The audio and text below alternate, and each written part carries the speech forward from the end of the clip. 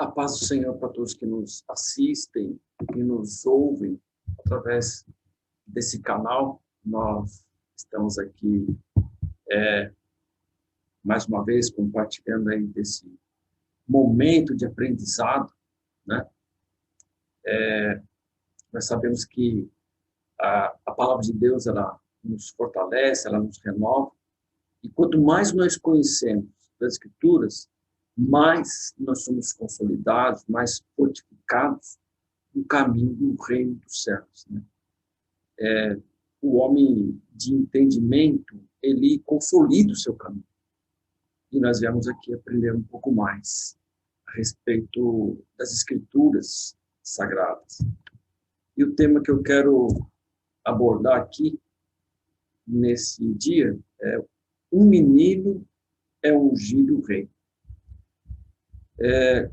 Quando nós olhamos aqui nesse quadro, nós já conseguimos enxergar um pouco da história de um homem que fez um grande desempenho, teve um grande desempenho na sua trajetória dentro da história de Deus. Esse homem se chamava Davi, né? Nós vamos ver que o contexto dessa história, dentro do contexto dessa história, nós vamos ver a forma que Deus trabalha, né? E que muitas vezes não está no raciocínio do homem, né? Do homem natural. Nós vamos ver um pouco a respeito disso.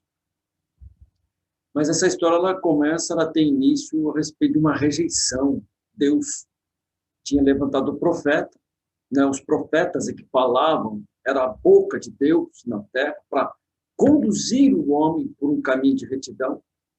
E, de repente, o povo rejeitou a voz do profeta e pediram um rei.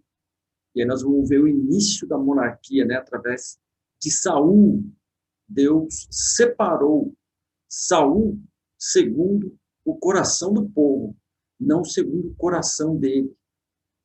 O povo pediu um rei, um homem que falasse, né? Que direcionasse, conduzisse Israel.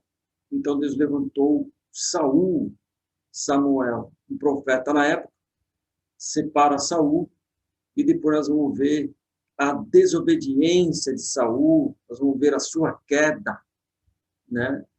Saul desobedeceu por várias ocasiões o Senhor, e o Senhor falou assim: eu rejeitei Saul e vou trazer para Israel um rei, um homem, segundo o meu coração.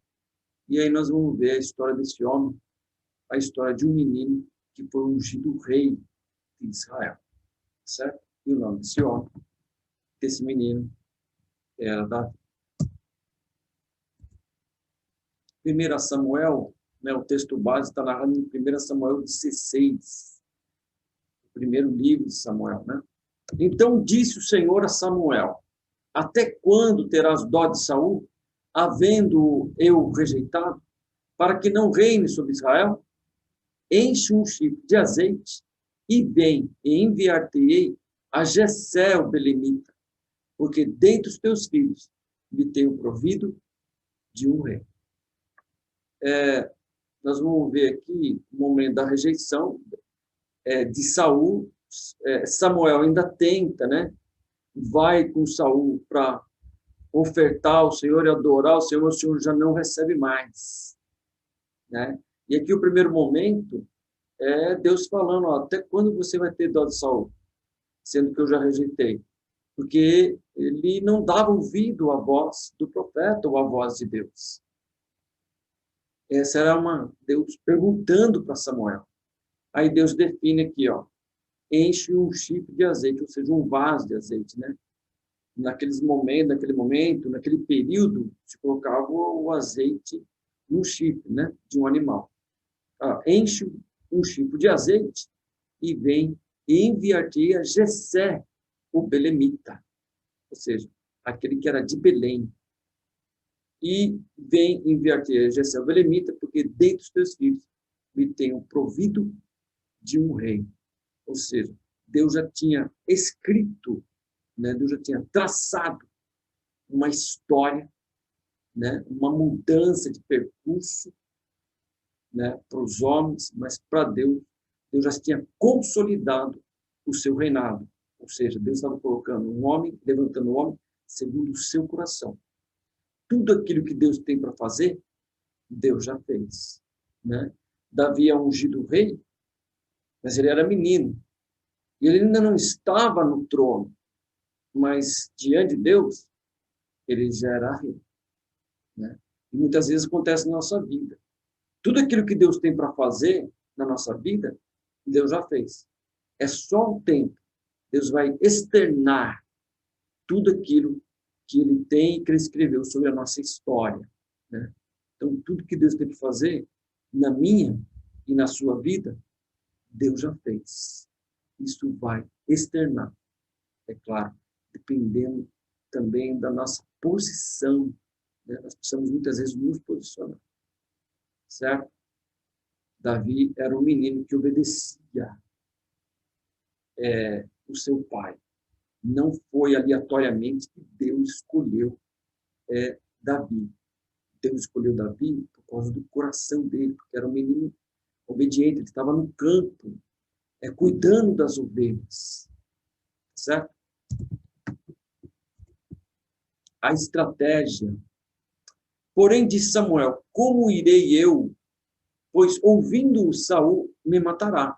Então disse o Senhor, toma uma bezerra de vacas em tuas mãos e dize, vim para sacrificar ao Senhor. Aqui foi a estratégia de Deus, né, sobre a situação. Samuel se sentiu numa situação complicada porque Saul, se ele soubesse, ele ia se sentir ameaçado, né, ele ia se sentir ameaçado do seu reinado e certamente ele iria matar Samuel. Então Deus entra com uma estratégia, ó, pega uma vaca, pega uma bezerra, uma vaca e vai fazer um sacrifício de adoração ao Senhor, né? Tá certo? Era uma estratégia de Deus sobre a situação. Deus, ele é estrategista, né? Deus é a própria sabedoria. A ordem.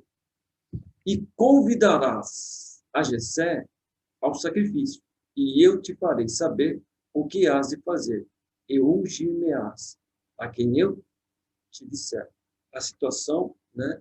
E Deus traz uma determinação, ó, traz lá, convida Jessé, o belemita, porque eu tenho provido a casa dele, e até aquela situação, Jessé não está sabendo de nada. Era um sacrifício de adoração, né? Tem coisas que Deus tem para fazer na nossa vida que nós não sabemos, né? Tem coisas que Deus já traçou e está trabalhando na nossa vida, as coisas discorrendo, e nós não estamos entendendo. E muitas vezes Deus já traçou um projeto e só está desenrolando sobre a nossa vida. E Jessé, ele entra na situação para adorar. Ele não sabia que o filho dele seria o rei de uma nação. É uma grande surpresa isso para a vida de Jessé, certo? Uma grande honra também, né?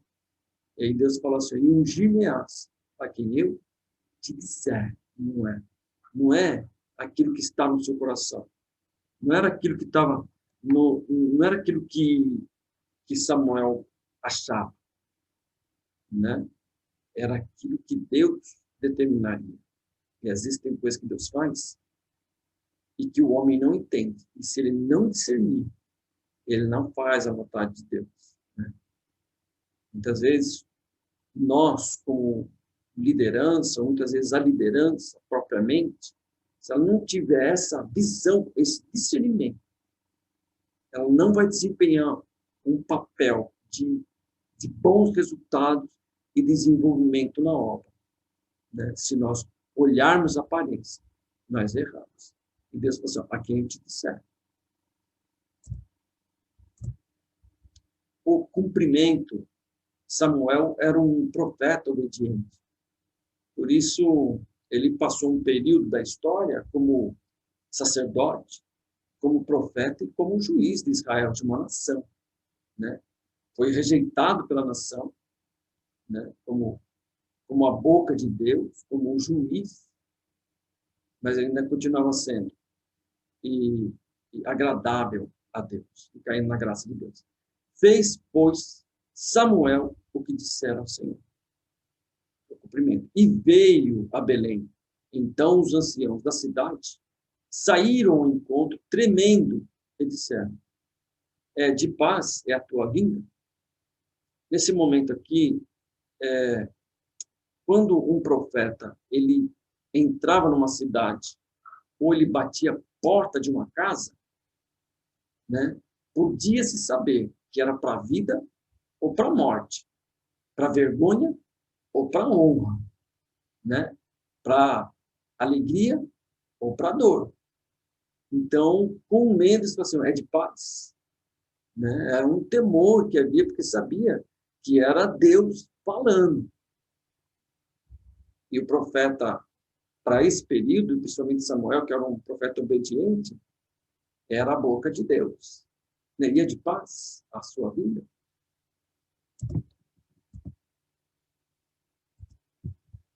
A hora do sacrifício. E ele disse, Samuel responde, né? É de paz. Vinde sacrificar ao Senhor, santificai-vos e vinde comigo ao sacrifício. E santificou ele a Jessé e a seus filhos e os convidou ao sacrifício. Aqui nós trazemos um princípio, né? Toda essa situação, estratégia, era para alcançar, ungir o rei de Israel. E ninguém esperava, nem mesmo Davi, que estava no campo, esperava isso. Muitas vezes acontece conosco, nós não sabemos nada. Ao que momento que Deus vai chegar? Né?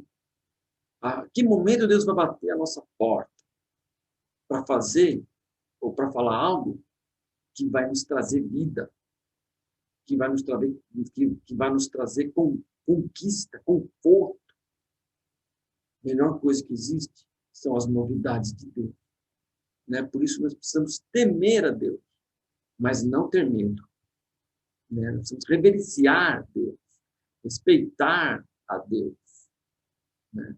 Mas não nos apavorarmos. Porque quando nós entendemos isso, nós sabemos que a mão de Deus, ela vem para nos abençoar.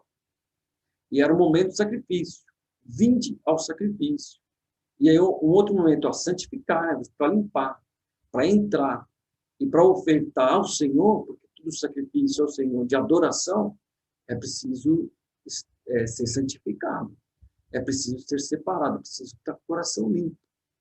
E esse era o momento de adoração, de oferta ao Senhor. E Jessé e seus filhos estavam ali, no lugar de adoração e de sacrifício.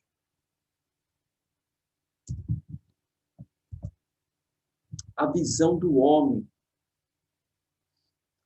E sucedeu que, entrando eles, ou seja, os filhos de Jessé, né, a ordem do sacrifício, viu Samuel, viu a Eliabe e disse, certamente está perante o Senhor o seu ungido. Aqui está a visão do homem. É interessante aqui pararmos um pouco nesse momento e avaliarmos que Samuel, esse momento aqui é o momento de Samuel. Ele olhou para Eliabe e falou, é ele. Ele olhou a aparência, Eliabe era alto, era forte, ele tinha tudo para ser o rei de Israel, como Saul. Saul era formoso, né, alto, era mais alto que todos os homens, a Bíblia fala. Mas Saul não era segundo o coração de Deus. Deus não estava olhando a aparência. E aqui, nesse momento, Samuel, ele falava com Deus. O que eu aprendo aqui? É que muitas vezes tem coisas que Deus faz que nem mesmo o profeta entende. Né? O ungido de Deus entende. Nem mesmo, às vezes, o espiritual. Aquele que está na presença de Deus. Porque Samuel tinha... Deus sempre falou, pega um vaso de azeite, pega um chifre de azeite, né? Aí Samuel falou assim, mas Saul vai me matar. Não, então vai lá e pega uma bezerra de uma vaca e vem e oferece sacrifício. Havia uma interação, uma comunicação. E como que Samuel errou? Samuel errou porque nesse momento ele olhou exatamente o que estava diante dos olhos dele. Ele não olhou para aquilo espiritual, né? E isso ocorre na nossa vida, na nossa trajetória. Às vezes dentro da nossa casa, às vezes na igreja, às vezes cuidando de uma igreja, cuidando de um grupo, nós olhamos algumas atitudes, olhamos algumas aparências e já traçamos uma linha. Já decidimos algo. E nem sempre aquilo que nós vemos ou falamos é o que Deus quer, né? Nem sempre é a tradução de Deus. E Samuel, ele errou aqui, né? Ele estava na sua visão. Certamente está perante o Senhor um ungido de Deus, foi o que ele falou. E não era. Errou pela aparência. Quebrando os protocolos.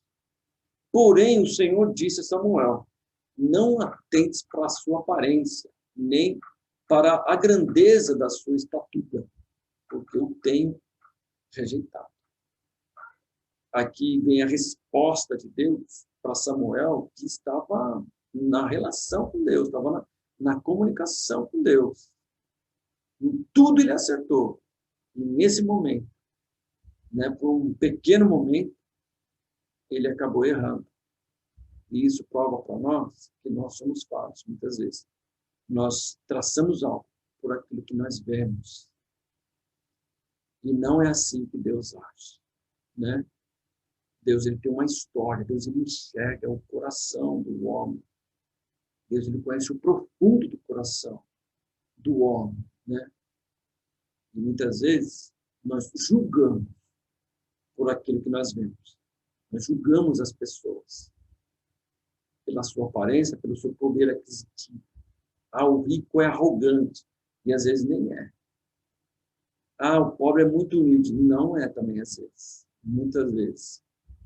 Muitas vezes nós encontramos o pobre arrogante, prepotente e humilde. E às vezes nós encontramos o rico prepotente. E às vezes encontramos um rico humilde.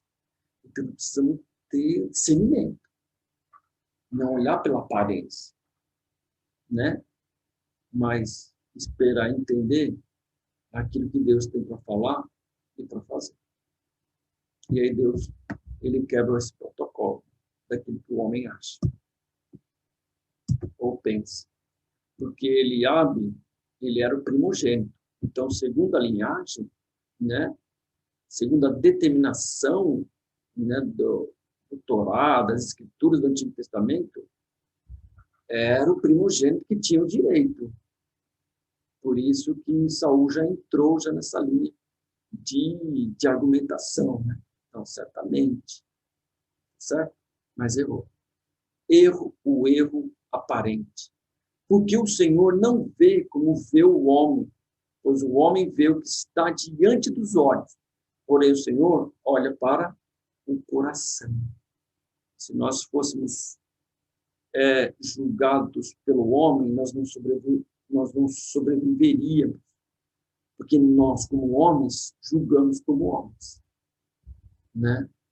Então, se hoje eu caminho, se hoje eu estou em pé, é por graça e misericórdia de Deus, porque Deus olhou comigo com um olhar diferente, não como o olhar do homem, não como o olhar que eu olho. E nós, muitas vezes, precisamos aprender de Deus a não julgar através dos nossos olhos, daquilo que nós vemos, daquilo que nós ouvimos e daquilo que nós falamos, né? Nós traçamos uma linha, né, segundo os nossos conceitos e erramos. E muitas vezes para aconselhar, muitas vezes para pregar a palavra, muitas vezes para trocar informações, nós precisamos ser muito bons no ouvir e muito tardio no falar, né? Porque a ira do homem não opera a justiça de Deus. E os nossos olhos, eles são maus. A Bíblia fala que se os olhos forem bons, se os nossos olhos forem bons, todo o nosso corpo será luz. Né? Porém, se for maus, ó, quão densas trevas, né, é o nosso corpo.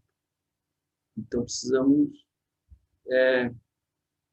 refinar isso, precisamos cuidar, né, vigiar muito naquilo que nós ouvimos dos outros e naquilo que nós vemos, né? Porque nem sempre aquilo que nós ouvimos e vemos é a verdade, né?